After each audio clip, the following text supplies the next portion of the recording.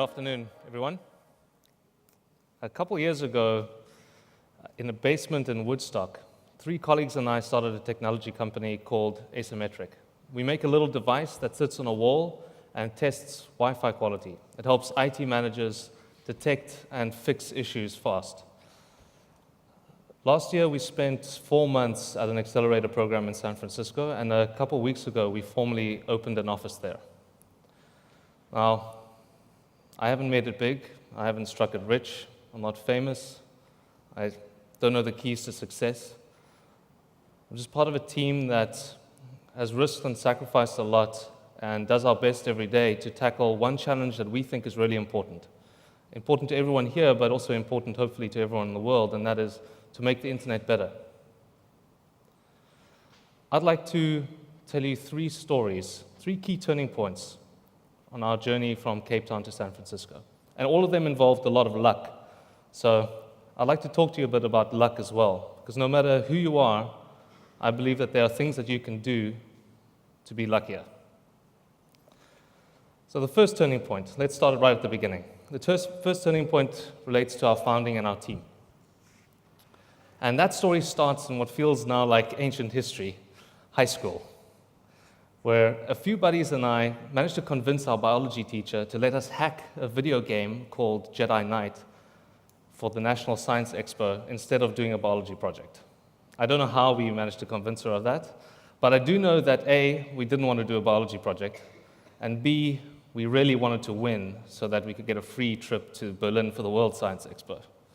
So we thought about it, and we came up with the most difficult, impressive thing that we could think of at that time, which was making a replica of our school in 3D that you could walk around in and interact in, and there were little AI kids walking around there with you.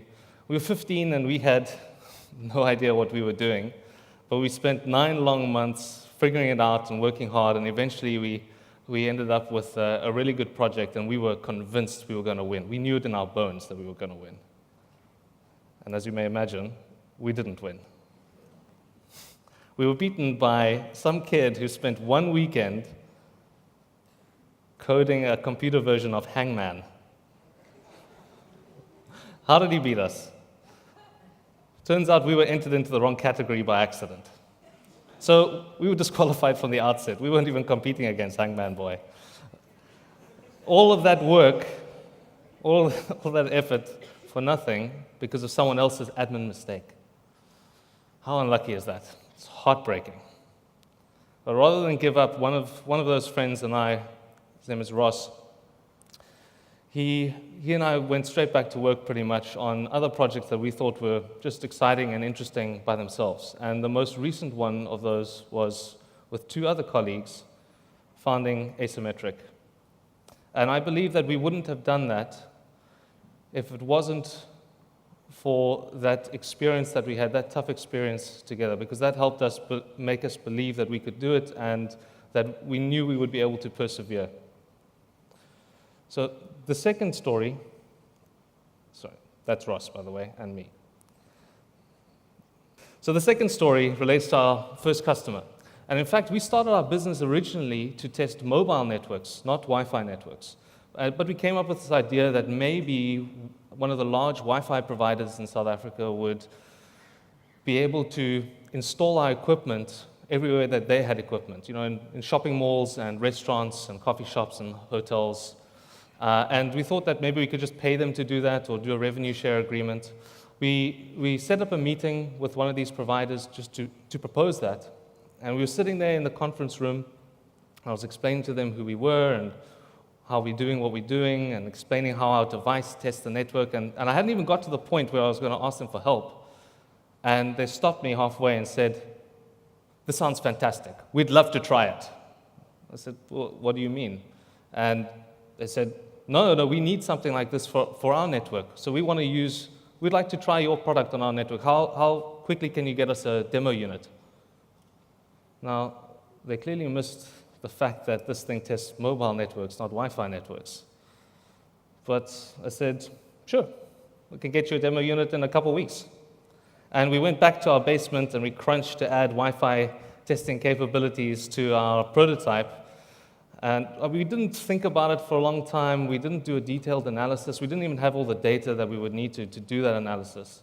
But just with our knowledge of the industry, testing Wi-Fi networks in that way made sense to us. So we made an intuitive decision to try Wi-Fi testing. And that resulted in us shifting the focus of our products to Wi-Fi. And in fact, that Wi-Fi provider became our first client.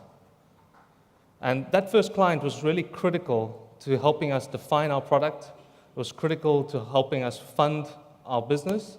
And it was critical to helping to validate our business model. And the third turning point happened just a couple weeks ago. And we haven't talked about it publicly yet. So you're the very first people to hear about it. And that is we've just closed a $7-figure US investment from some great VCs in Silicon Valley. Thanks. Thanks. We're really happy about it. These are investors that have backed companies that have gone on to be worth billions of dollars and really had a transformative impact on industries. And that story really started last year in June.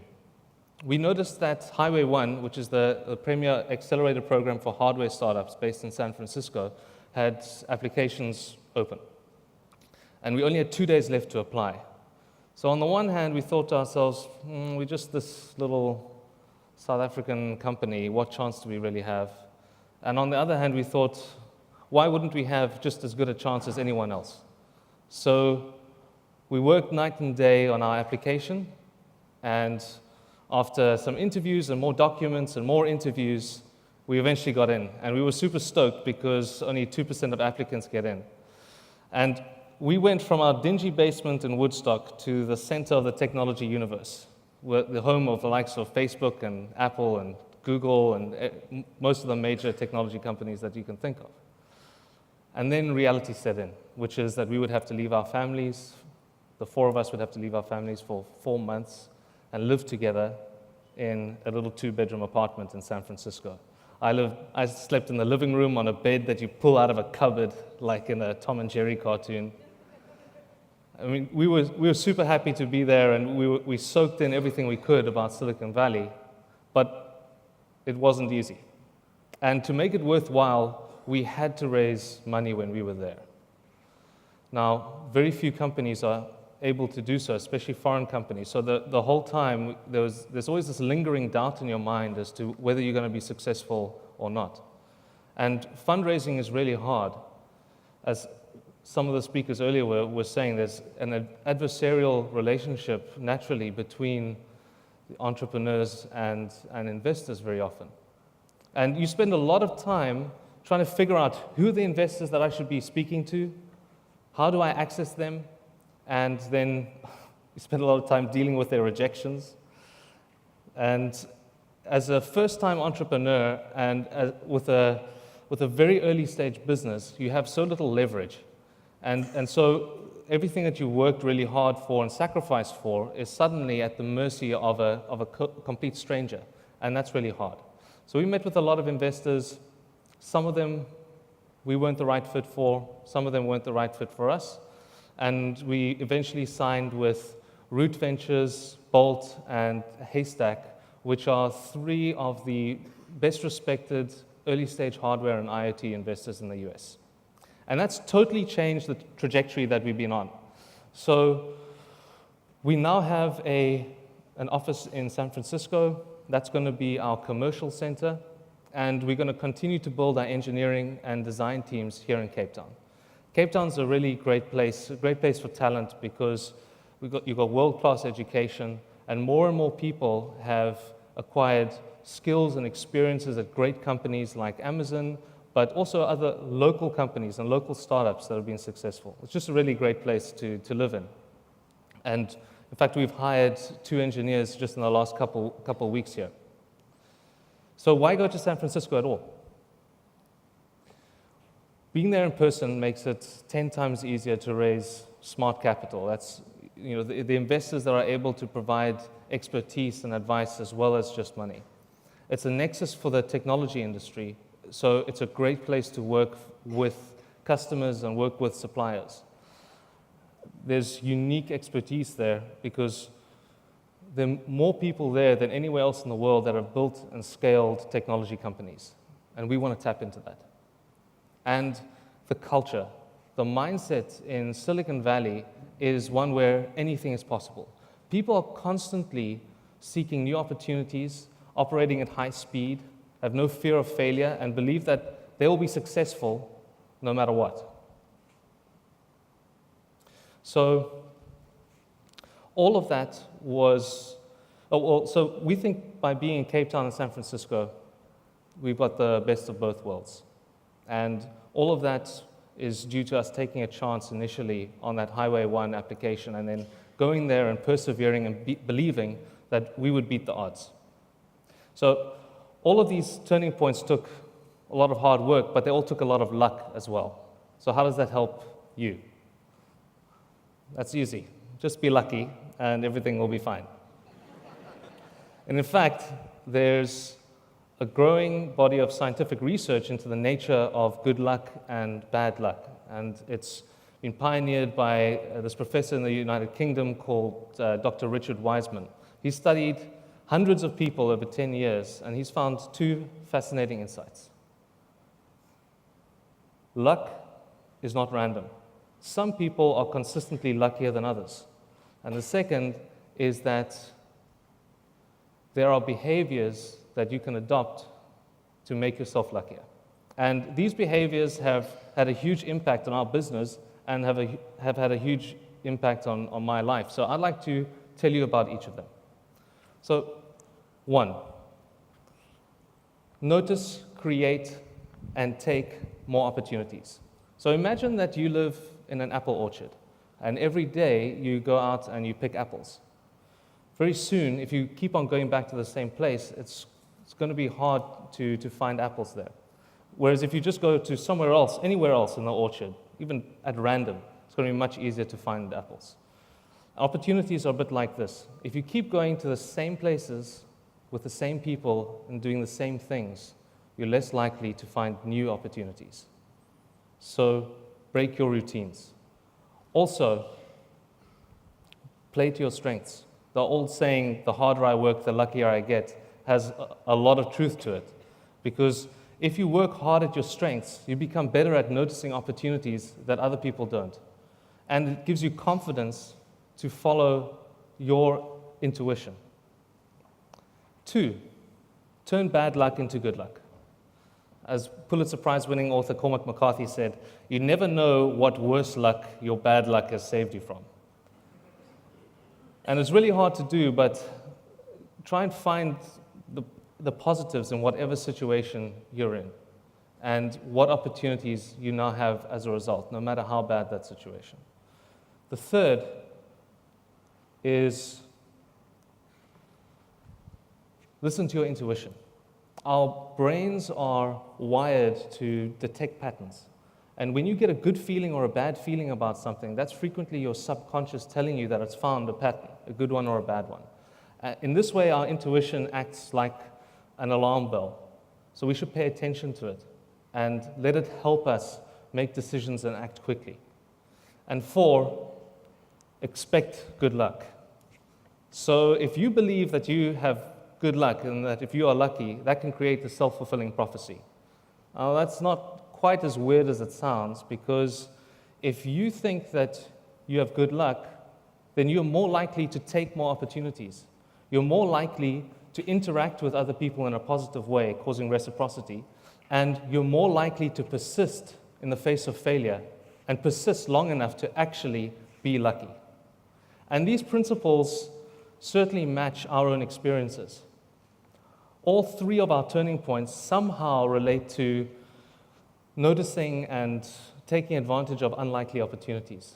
In addition, our founding resulted from the bad luck of the hangman incident and turning that eventually into good luck. Our first client stemmed from us taking an intuitive decision to try Wi-Fi testing. And our funding is due to us taking a chance on Highway 1 and persevering until we beat the odds. So I spent the last seven of the last 8 months in San Francisco. And what I've noticed is that these 4 behaviors are embedded into the specific business culture of Silicon Valley. People there embrace opportunities, even when there is a very uncertain or unclear upside. It's much easier to get a coffee meeting, or you can have a call with virtually anyone. And when you do, they'll be genuinely willing and keen to help you, because maybe down the line there might be some kind of reciprocal opportunity for them, or just paying it forward. Also, people there are constantly on the lookout for new opportunities, in that they don't view their jobs so much as long-term commitments rather than tours of duty. And they jump on opportunities that come their way. And this is deceptively difficult to do, especially for us introverts, or for those of us that are constantly under stress, because you have to carve out the time and the energy to actually deliberately go out and looking for these.